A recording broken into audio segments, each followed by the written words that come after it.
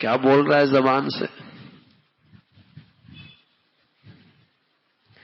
سوچتا ہی نہیں کہ اس کا زبان کا ایک جملہ سامنے والے کا دل کاٹ کے رکھ دیتا ہے اور ایسا گہرا زخم لگاتا ہے کہ زندگی بھر نہیں بھرتا.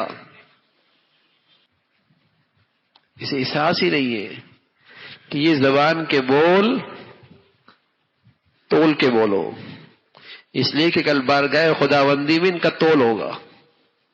سوچ کے بولو، ان کا وزن ہوگا.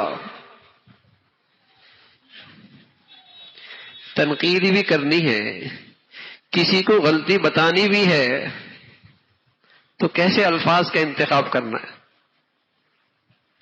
کس انداز سے اس کی رہنمائی کرنی ہے، اندر دل میں جذبہ کیا ہونا چاہیے.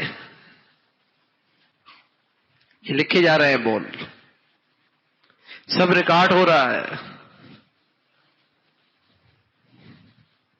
ایسے نہیں کہ بول بولے اور فضا میں بکھر گئے، نہ ما یلفظ من قول الا لدیہ رقیب عتید.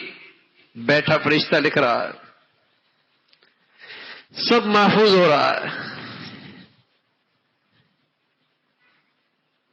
تول کے بولو.